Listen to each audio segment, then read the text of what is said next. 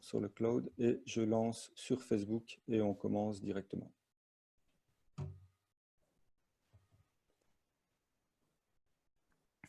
En ajoutant un titre.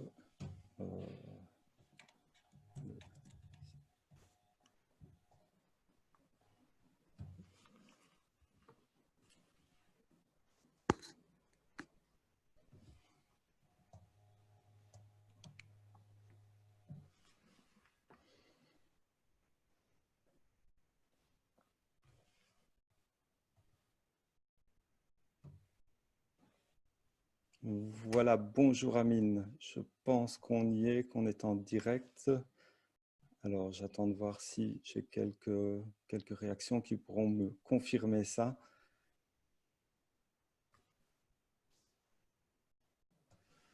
Voilà, donc aujourd'hui, on se retrouve, Amine, pour parler des caractéristiques du silicium. Alors, on sait que le silicium est un oligoélément qui est important pour l'organisme, qu'on le retrouve dans les eaux minérales, qu'on le retrouve également dans les aliments d'origine végétale. Il permet de fixer le calcium et de lutter contre la déminéralisation, je vais y arriver, osseuse. Le silicium organique est aussi utilisé pour soulager les diverses affections, principalement osseuses, articulaires et cutanées. Donc voilà, Amine, moi je te contacte pour que tu nous en parles un peu plus, pour que tu nous dises un peu plus sur le silicium et nous dire ce que c'est exactement.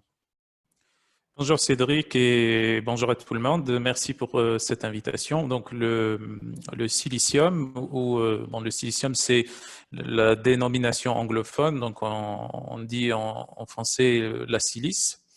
Et donc la silice c'est un minéral qu'on retrouve dans l'organisme sous forme de traces, mais c'est quand même l'oligoélément le troisième oligoélément le plus répandu dans l'organisme humain. Donc après le fer et le zinc, on le retrouve aussi dans la nature en très grande quantité. C'est le minéral le plus répandu sur la planète, sauf que ce minéral qu'on retrouve dans la nature, il est sous forme inorganique. Et donc, on a besoin des végétaux et accessoirement aussi des animaux pour qu'ils puissent être métabolisés et donc rattachés à des molécules organiques pour qu'ils puissent être premièrement biodisponibles et deuxièmement aussi biofonctionnels par le corps et par l'organisme humain. Donc le silicium est très important, il est aussi important que les autres oligoéléments, bien qu'on en parle un peu moins que par exemple le fer ou le zinc, etc., qui sont impliqués, on va dire comme le fer par exemple est impliqué dans des voies métaboliques cruciales pour l'organisme. On va en parler juste après. Donc le silicium, son importance réside dans le fait qu'il est un élément de structure dans les tissus. Donc les muscles, les os, la peau, etc. Donc ils forment le tissu conjonctif en réalité. Et le tissu conjonctif, on le retrouve un petit peu partout. Donc on va essayer de développer ça, je pense, au cours de cette intervention. Justement, est-ce que tu peux nous dire aussi, tout compte fait, la base, à quoi sert le silicium? Alors le silicium, en réalité, comme j'ai déjà expliqué, il fait partie du tissu conjonctif. Il renforce le tissu conjonctif, il augmente sa durée de vie et c'est pour ça qu'il a des effets, entre autres, des effets anti-âge. Donc le silicium, on le retrouve par exemple dans le collagène, on le retrouve dans l'élastine. Donc deux protéines extrêmement importantes qui permettent, entre autres, de lutter contre les effets du vieillissement de la peau, par exemple, et des tissus en général. Alors, on parle beaucoup plus de la peau parce que c'est visible avec les rides et le vieillissement de la peau, mais c'est pareil pour les autres tissus, comme par exemple les muscles. Il permet aussi de renforcer l'os parce que on parle toujours du calcium, donc qui est un élément extrêmement important dans la calcification du tissu osseux, mais on a aussi le phosphore, le magnésium, le fluor aussi qu'on retrouve dans le périoste, et on retrouve également le silicium. Le silicium, comme dans la plupart des autres tissus, dans l'os, il sert à renforcer la matrice osseuse. On l'observe et on le voit dans les différentes études. Alors, il y a moins d'études sur le silicium que sur d'autres oligoéléments ou minéraux, mais c'est quand même des études de bonne qualité.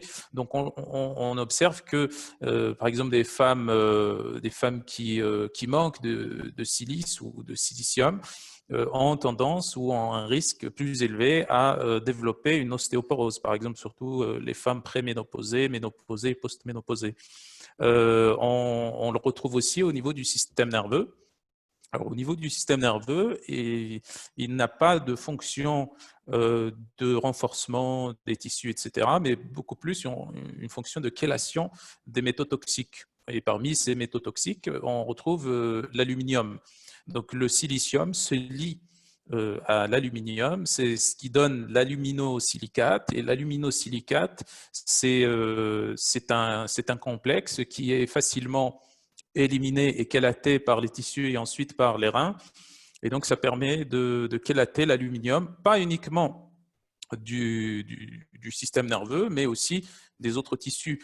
Et également dans l'eau aussi, si on a une eau qui est assez riche en aluminium et qu'on rajoute des silicates ou du silicium, ben, il va y avoir ce complexe qui va se former et donc ce complexe n'est pas biodisponible. Donc l'alumino-silicate va être éliminé dans les matières fécales au lieu de pénétrer au niveau de l'organisme.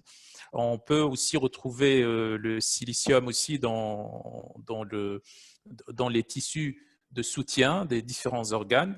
Et donc, c'est un élément extrêmement important de par sa contribution au soutien et à la chélation des métaux toxiques. Donc, on avait parlé pour les métaux toxiques de l'aluminium, mais on a aussi le plomb, l'arsenic, etc. Et on a aussi certains oligoéléments qui, s'ils sont en excès dans l'organisme, ils vont développer des désordres métaboliques plus ou moins graves, comme si je prends juste à titre d'exemple le fer.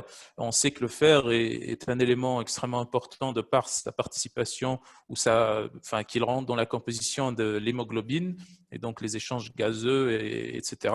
Par contre, si on a des quantités plus importante ou un excès de fer, on développe une certaine forme de stress oxydatif. Alors, à signaler ici, entre parenthèses, que le fer n'intervient pas uniquement dans les échanges gazeux à travers l'hémoglobine, il intervient aussi au niveau de la mitochondrie comme cofacteur au niveau du cycle de Krebs. Donc, il active le cycle de Krebs au niveau de sa première enzyme, la conitase. Donc, c'est un cofacteur de la conitase. Mais par contre, si on a trop de fer, ce fer va s'accumuler au niveau surtout de la mitochondrie, et c'est ce qui va former ce qu'on appelle le radical hydroxyle, qui est un radical libre, mais qui est un radical libre extrêmement dangereux. Et donc, c'est ce qu'on appelle la réaction de Fenton. Donc, c'est la conversion du peroxyde d'hydrogène en radical hydroxyle. Donc, c'est une réaction de Fenton qui est température ou thermodépendante, température dépendante. Et donc, par exemple, chez les sportifs, cette réaction, elle est beaucoup plus active si on a un excès de fer. Et justement, donc, le silicium permet de chélater l'excès de fer. Donc ça, c'est très important à comprendre. Le silicium ne chélate pas le fer qui est déjà utilisé dans la mitochondrie ou par l'hémoglobine. Il chélate l'excès de fer circulant ou dans les tissus. Donc ça, c'est en ce qui concerne les fonctions. Grosso modo, on peut dire beaucoup de choses sur le silicium, mais c'est les fonctions principales. Ce qui est déjà un gros point quand on sait qu'on cherche souvent à justement chélater l'excès de fer. C'est quand même quelque chose de pas mal à savoir. Mais dis-moi, j'ai entendu parler moi de plusieurs formes de silicium. Tu sais un peu m'aiguiller là-dessus? Alors, il y a des formes, grosso modo, comme la plupart des oligoéléments et des minéraux, on a des formes organiques et des formes inorganiques. Donc, les formes inorganiques sont les formes qu'on retrouve dans la nature, dans les sols, dans la terre. Et donc, ce sont ces formes-là qui vont servir ensuite à constituer les formes organiques par le passage ou l'absorption, le passage au niveau des plantes et des végétaux en général. Et donc, c'est ce silicium-là qui est dans les végétaux qui a été métabolisé qu'on appelle le silicium organique. Et c'est ce silicium-là qui est biodisponible et biofonctionnel.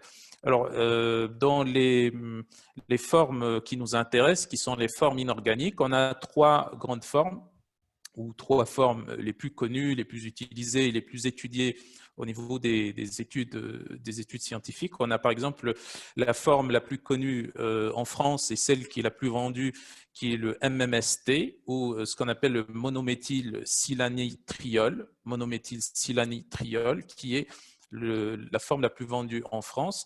On a aussi une autre forme qui, elle, est plus connue en Allemagne, qui est la silice colloïdale. Et puis, on a en Belgique et même au Luxembourg une forme qui est assez connue et qui est la plus vendue d'ailleurs, qu'on appelle l'orthosilicate. Et donc, en général, l'orthosilicate est associé à de la choline à vitamine B18.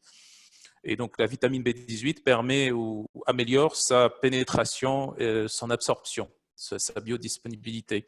Et donc, la différence entre ces formes-là, en réalité, la différence se situe beaucoup plus dans le niveau ou le degré de polymérisation. Le niveau de polymérisation, comme toute solution où on a des éléments ou des minéraux suspendus dans un liquide, puisque on le prend principalement sous forme liquide.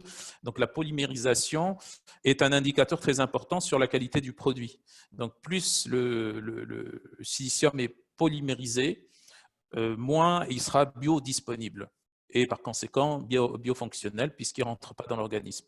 Donc les trois formes sont bien, sont plus ou moins biodisponibles et biofonctionnelles. Par contre, là, on a un débat. Lorsqu'on regarde dans la littérature scientifique, on a certains scientifiques qui vont dans le sens que le MMST donc, est beaucoup plus biodisponible et beaucoup plus biofonctionnel surtout, alors qu'on en a d'autres qui parlent de l'orthosilicate associé à de la choline. Mais ici, ce qu'il faut comprendre, c'est que dans l'organisme, ce qu'on retrouve, le silicium, on le retrouve sous forme d'orthosilicate. Par contre, l'orthosilicate, la forme orthosilicate, ne pénètre pas bien, pas uniquement la barrière intestinale, mais aussi la barrière cellulaire.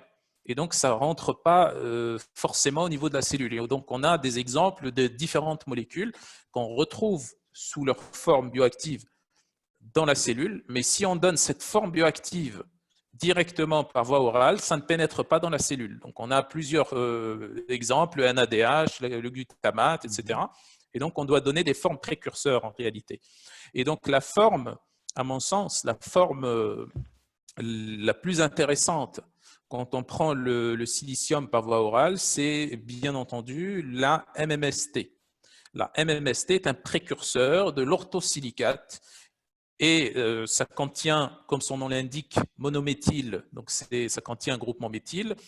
Et on sait très bien que toutes les molécules qui sont méthylées, qui contiennent un groupement méthyle, vont passer beaucoup plus rapidement et beaucoup plus facilement, pas seulement la barrière intestinale, mais aussi la barrière ou la membrane cellulaire.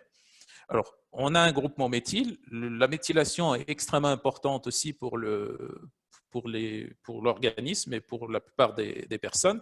Et donc, c'est très bien de prendre la forme méthyle, donc le MMST. Et maintenant, reste aussi le niveau de polymérisation aussi.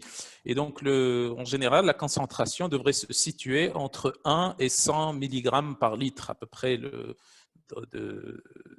concentration de MMST dans la solution. Donc, c'est ça qui fait la qualité du produit, ce n'est pas la forme. Alors, bien entendu, la forme méthylée, MMST, a un avantage, comme j'ai déjà expliqué, qu'elle va agir à la fois sur la méthylation, donc la méthylation avec tout ce que ça va engendrer comme bienfait, et puis on a aussi le transport du silicium ou du silicate. Pourquoi? Parce que on a dans le corps un nombre très important de transporteurs qui utilisent justement ces groupements méthyles pour pouvoir transporter. Donc c'est pour ça que cette forme MMST est très importante. Donc voilà en ce qui concerne un petit peu le petit topo sur les différentes formes. Alors il existe d'autres formes qui sont disponibles sur le marché américain, en Japon aussi. mais disons que les formes en Europe, ou du moins en Europe francophone, les formes les plus intéressantes sont ceux que j'ai cités. Ok, merci. Et au niveau des éléments synergiques au silicium, tu, Oui, alors dis-moi. les éléments synergiques au silicium, j'avais cité déjà la choline. Mhm, Ok, donc la choline. Donc la choline est très importante parce que, en plus, donc un autre argument en faveur du MMST, la forme MMST, c'est que la choline en réalité intervient dans la méthylation, dans le cycle de la méthylation. Donc, alors que l'orthosilicate, donc ça ne contient pas de groupement méthyle. Donc, si on donne la choline avec le MMST, donc le silicate méthylé, ça va avoir un effet plus intéressant que si on donne juste de l'orthosilicate qui, en plus de cela, ne va pas bien pénétrer la cellule. En plus de cela, on a aussi la vitamine C. Très importante, la vitamine C. Pourquoi? Parce que c'est un cofacteur dans la synthèse du collagène et on avait parlé que le silicate aussi intervient par rapport au collagène et à l'élastine dans la peau et dans les tissus conjonctifs en général. On a aussi d'autres éléments, comme par exemple, on peut donner aussi des vitamines B aussi avec la silice, dans le sens où on veut agir sur le système nerveux, où on veut éclater certaines choses au niveau du système nerveux. On peut donner aussi du malate de magnésium également. mhm. Donc, il y a une multitude d'éléments synergiques qu'on peut combiner au silicium. Il faut juste déterminer qu'est-ce qu'on veut faire avec ce silicium. Pourquoi on donne le silicium, donc l'indication, et puis tous les autres éléments qui permettent d'agir sur cette indication seront des éléments synergiques. Juste entre parenthèses, et donc par rapport aux éléments qui vont aller à l'encontre maintenant du silicium, Oui. on a le fer, on a le zinc principalement, et puis on a aussi le manganèse. Donc ces trois-là, il ne faut pas les donner en même temps, donc simultanément, en prise simultanée avec le silicium, parce que ça se complexe. Ça fait des complexes, et donc ni le silicium ne sera absorbé, ni l'autre élément, qui soit manganèse ou zinc, ne sera absorbé. Alors aussi, j'ai oublié de le préciser aussi, le calcium, le magnésium, j'ai cité, le calcium et le cuivre aussi sont des éléments synergiques du silicium parce que ça agit au niveau de l'os.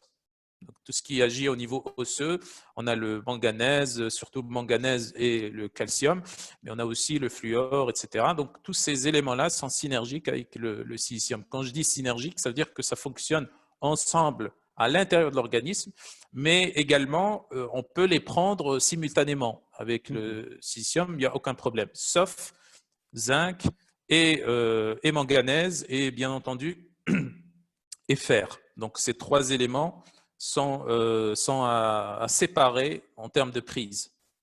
Donc, il faut que ça soit pris séparément, au moins 1 heure entre les deux prises. Ok, merci. Justement, quand tu dis qu'on peut prendre ces éléments ensemble, hein, enfin certains de ces éléments ensemble, est-ce que ça veut dire que ça va améliorer la biodisponibilité ou l'efficacité? Je pense par exemple au magnésium. Si je prends mon magnésium en même temps que le silicium, est-ce que je vais améliorer l'efficacité de mon magnésium ou simplement ils peuvent être pris ensemble et ça ne pose pas de problème? Alors non, il n'y a pas d'élément synergique en termes de biodisponibilité par Mhm. rapport à la silice. C'est qu'ils ne vont pas, les deux, soit la silice par exemple ou le magnésium, ils ne vont pas s'influencer mutuellement pour inhiber l'absorption ou pour l'améliorer. Donc chacun passe de son côté. Par contre, lorsqu'ils vont se rejoindre au niveau des tissus, soit du tissu osseux ou au niveau du système nerveux, ils Oui. vont agir en concordance ensemble.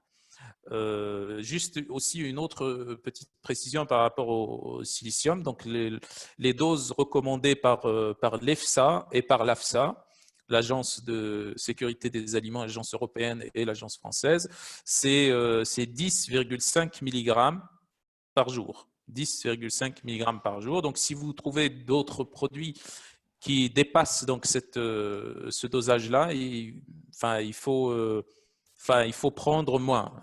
En tout cas, c'est rare de trouver des produits dans ce sens-là, mais en tout cas, c'est autour de 10 mg, 10,5 mg par jour, le dosage recommandé. Ok, justement, tu nous parles des dosages recommandés. Euh, Quelqu'un qui manquerait de magnésium, quelles sont les conséquences d'une carence de magnésium? Pardon, je reprends. Quelqu'un qui manquerait de silicium, pardon, de silice, quelles sont les conséquences de cette Alors, carence? les conséquences, il n'y a pas de tableau clinique précis qui va nous faire penser directement à une carence en silice.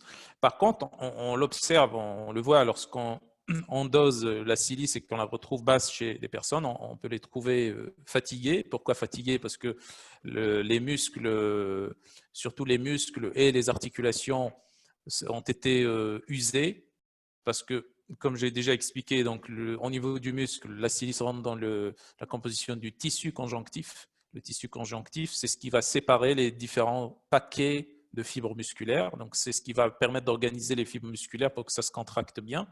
Et puis, au niveau des articulations, par exemple, le silicium va rentrer dans la composition du collagène, de la chondroïtine ou du cartilage, etc. Donc, ça va agir sur le long terme.